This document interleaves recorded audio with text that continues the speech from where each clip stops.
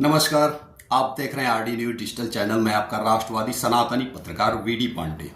आज हम फिर उस मुद्दे पर बात करेंगे जो बहुत ही ज्वलंत मुद्दा है और जिसमें राज्य ही नहीं, जनपद ही नहीं, एक गांव ही नहीं, देश भर में ये माहौल है। और साथ ही राजनीतिक पार्टियां किस तरह से वोट बैंक के लिए दोगला चरित्र अपना रही है उसको भी बताएंगे। आज हम बात करेंगे सपा की दोगली नीति का। लोहोदा कौशाम्बी प्रकरण में एक गरीब किसान स्वर्गीय रामबाबू तिवारी के बेटे को साजिशन ग्राम प्रधान भूपेंद्र पाल, जो एक दबंग और अपराधी किस्म का व्यक्ति है, जिसके ऊपर कई तरह के मुकदमे हैं, SC/ST एक्ट से लेकर अपने स्वजन लोगों पर जानलेवा हमले करने तक के, और जिसको पुलिस तलाश भी कर रही है। 25,000 का इनामी बदमाश है। उसके समर्थन में सपा के सांसद जो धुर विरोधी, सवर्ण विरोधी विचारधारा रखते हैं, पूरा दमखम लगा के पैरवी किया और इनकी चलती तो निर्दोष गरीब ब्राह्मण को रेप के केस में फांसी चढ़वा देते हैं लोग। सपा की बी टीम टिकैत ग्रुप ने भी पूरा दमखम लगा के बिना रेप, बिना किसी घटना, फर्जी घटना को पूरी तरह रेप सिद्ध करने का प्रयास किया और निर्दोष को फांसी तक ले जाने के लिए पूरा कोर कसर कोई छोड़ा नहीं। सपा की दोगली नीति के बारे में हम आपको बताते हैं। इन्होंने अपने सोशल मीडिया X और ऐसे फेसबुक पर भी चीज़ों को डाला है। हम आपको बताते हैं कि कैसी दोगली नीति। एक ये समाजवादी पार्टी मीडिया सेल से लिखते हैं, ये आपको हम बता रहे हैं कि प्रचंड सनातनी रामबाबू तिवारी और उनका परिवार घोर भाजपा योगी समर्थक था। योगी जी और भाजपा की पुलिस ने रामबाबू के बेटे पर फर्जी केस दर्ज करके उसे जेल भेज दिया। गौर से सुनिएगा, ये सपा के मीडिया सेल ने लिखा हुआ है। रामबाबू ने भाजपा नेताओं से गुहार लगाई लेकिन न्याय नहीं मिला तो उन्होंने जहर खाकर आत्महत्या कर ली। ब्राह्मण समाज के जो लोग भाजपा और मुख्यमंत्री योगी को सनातनी और राष्ट्रवादी धार्मिक बताते हैं और उन्हें राम बाबू प्रकरण से सीख लेनी चाहिए। ये सरकार योगी आदित्यनाथ किसी के सगे नहीं है, बस ये लोग सत्ता लोभी हैं, बाकी सब लोग इनके लिए वोटर मात्र हैं।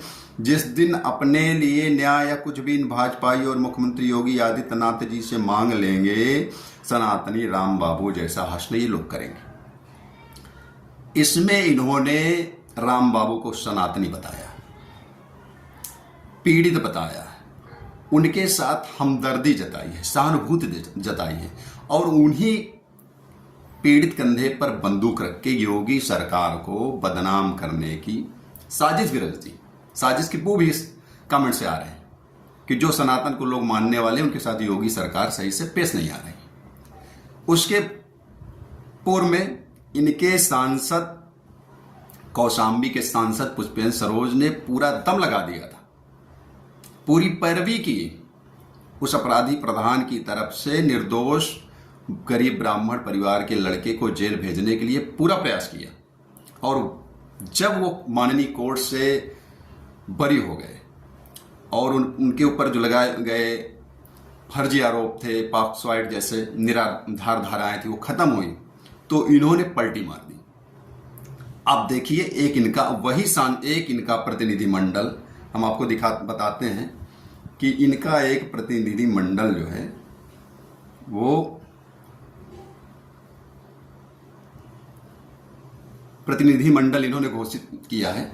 ये पीड़ित परिवार ये लिख रहे हैं कि समाजवादी पार्टी के माननीय राष्ट्रीय अध्यक्ष अखिलेश यादव जी के निर्देशानुसार सपा का प्रतिनिधिमंडल 12 जून 25 को कौशाम्बी जाएगा।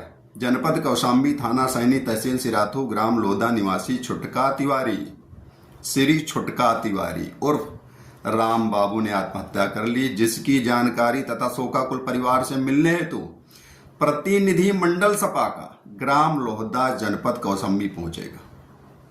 और इसमें कौन से लोग हैं? जातिगत मुद्दे को साधने का प्रयास किया गया। ये वही सनातन विरोधी लोग हैं जो भले ही ब्राह्मण की टाइटल लगी हो, लेकिन सपा में रह के सनातन का विरोध सुनते हैं, सनातन के विरोध में खड़े रहते हैं मूक दर्शक बनकर। ये वही लोग हैं। आप देखिए, ये सपा के जिला अध्यक्ष दयाशंकर यादव रहेंगे, सपा के सांसद कौशाम्बी जो पुरजोर से अपराधी के सपोर्ट में खड़े रहे और निर्दोष को जेल भेजने के उसमें ये भी हैं, उसमें पुष्पेंद्र सरोज जी भी हैं, डॉक्टर मान सिंह यादव एमएलसी, पवन पांडे पूर्व मंत्री उत्तर प्रदेश सरकार सपा, संतोष पांडे पूर्व विधायक सपा, शिवमूर्ति सिंह राणा प्रदेश सचिव समाजवादी पार्टी, शाहनवाज अहमद विधानसभा अध्यक्ष सिराथू।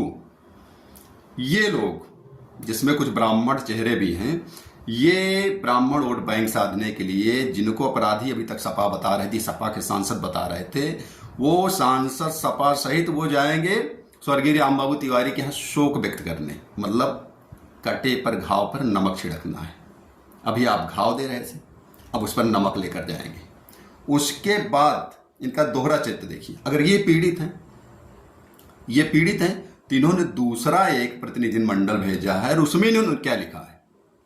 इन्होंने लिखा है कि अखिलेश यादव के निर्देशानुसार 12 जून को ही लोहदा निवासी जगेश्वर पाल की पुत्री से रेप की घटना दबंग व्यक्तियों द्वारा की गई, जिसकी जानकारी तथा पीड़ित परिवार से मिलने निम्नलिखित प्रतिनिधि मंडल ये जा रहे हैं लोहदा। अब दबंग कौन है? सपा का दूसरा ये पैड है। इसमें दबंग आप पहले जिन लोगों को दबंग अपराधी सब बता रहे थे, अरे किसको दबंग आप बता रहे हैं?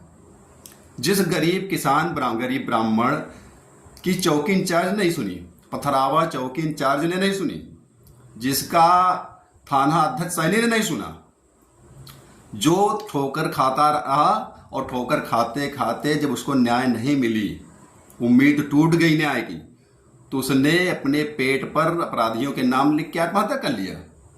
उसको ये दबंग बता रहे हैं। और पूर्व में इनका चरित्र रहा है उसको अपराधी और दबंग बताने का। लेकिन जब मीडिया जगत के बंधु, पत्रकार बंधु, वकील बंधु, सनातनी किसान जो सही ढंग से किसान के साथ दुख सुख में खड़े रहते हैं, वो लोग, जब ये सब लोग साथ आए और मन्नी कोर्ट ने भी सही देखा, बेटी ने भी बयान दिया कि मैंने वही कहा जो मेरी माँ ने कहा, उसके बाद इनका चाल चरित्र रवैया बदल गया। एक प्रतिनिधि मंडल जिसमें कुछ ब्राह्मण चेहरे हैं, उनको ये स्वर्गीय रामबाबू तिवारी जी के यहाँ भेज रहे हैं। दूसरे में कुछ जो पाल बिरादरी के लोग हैं, उनको ये पाल घराने में भेज रहे हैं और उनसे उसमें ये लिख रहा है कि दबंग लोग। एक तरफ वो पीड़ित भी है और प्रतिनिधि मंडल इनका जा रहा है, दूसरी तरफ उनको बता रहा है कि नहीं वो दबंग है, हमारी सहानुभूति है आपके साथ। मतलब उस कंधे पर भी हाथ, इस कंधे पर भी हाथ, गुनाहगार भी सही है और जो पीड़ित है वो भी सही है। ये है सपा का दोहरा चरित्र। तो इसमें आप देख लीजिए कि इसमें कौन से लोग हैं। इसमें दयाशंकर यादव जिला अध्यक्ष हैं, राजा रामपालपुर सांसद हैं, पुष्पेंद्र सरोज सांसद हैं, मान सिंह यादव एमएलसी हैं, अवधनाथ पालपुर जिला अध्यक्ष समाजवादी पार्टी जौनपुर हैं, राकेश बघेल हैं जिला पंचायत अध्यक्ष पूर्व, शमरत पाल हैं और शाहनवाज यादव हैं। मतलब एक तरफ कुछ पाल वर्ग के लोग और वो सांसद, वो जाएंगे तथाकथित जहां रेप का मैटर हुआ और जो अपराधी प्रधान जिनका समर्थन कर रहा है, और एक प्रतिनिधि मंडल जाएगा गरीब ब्राह्मण के। तो सपा क्या बताना चाह रही है? सपा के राष्ट्रीय अध्यक्ष क्या जताना चाह रहे हैं कि वो अपराधी के साथ हैं या गरीब ब्राह्मण के साथ हैं? लेकिन ये तो क्लियर हो गया कि सपा कभी भी दलित, पिछड़े, गरीब या जो गरीब ब्राह्मण या जो सवर्ण, इनके साथ नहीं रही। सपा की विचारधारा सदैव सनातन विरोधी रही। सनातन का समर्थन करने वाले लोगों पर ये लोग गोली चलाने वाले लोग रहे। ये माफिया, अतीक, अशरफ, मुख्तार जैसे लोगों का समर्थन करने वाले लोग रहे। ये विकास दुबे जैसे लोगों को पालने पोसने वाले लोग रहे। और जब योगी आदित्यनाथ की सरकार ने माफियाओं को मिट्टी में मिला दिया। इनकी विचारधारा को जनता ने समझ लिया और इनको लगातार सत्ता से बाहर कर दिया। उसके बाद भी इनके साथ रहने वाले लोगों ने सनातन का विरोध जमकर किया। सनातनी विचारधारा, राष्ट्रवादी विचारधारा का विरोध जमकर किया। तो सपा की दोगली नीति है, दोहरा मापदंड है और ये 27 के चुनाव को देखते हुए हर हथकंडा अपना रहे हैं। लेकिन जनता इनकी विचारधारा को जान चुकी है कि ये भूपेंद्र पाल जैसे इनामी अपराधी के साथ खड़े हैं, जो अपने स्वजाति बंधु बांधव पाल वर्ग के लोग, समुदाय के लोगों का भी सगा नहीं हुआ। उसने सही ढंग से ग्राम विकास में भी भ्रष्टाचार किया। यदि इसकी जांच हो तो वो भ्रष्टाचार के तहत भी जेल जाएगा।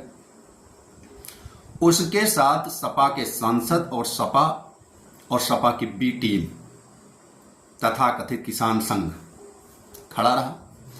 और जब वास्तविक किसान नेता, पत्रकार, न्याय व्यवस्था से स्वर्गीय राम बाबू तिवारी जी के परिवार को न्याय मिला और बड़े स्तर पर सहानुभूति मिली देश के तमाम कोने कोने से लोगों के द्वारा, तो इन्होंने अपना चरित्र, चेहरा और मापदंड बदल दिया। और जो सांसद लगातार इनके परिवार को जेल भेजने के लिए पैरवी करते रहे, पुष्पेंद्र सरोज, अब वो भी प्रतिनिधि मंडल में नमक लेकर घाव में छिड़कने ब्राह्मण घर में जाने वाले। तो ये सपा का दोहरा चरित्र है जो हमने आपके सामने रखा और आप खुद समझदार हैं। भविष्य में आपको क्या निर्णय लेना है ये आप खुद जानते हैं। नमस्कार, जय हिंद, जय भारत, वंदे मातरम। आपको ये वीडियो कैसी लगी हमें कमेंट्स करके जरूर बताएं। आप लगातार कमेंट्स कर रहे हैं। सब्सक्राइब आपने नहीं किया तो सब्सक्राइब करें, शेयर करें और अपनों तक ये महत्वपूर्ण जानकारी पहुंचाएं।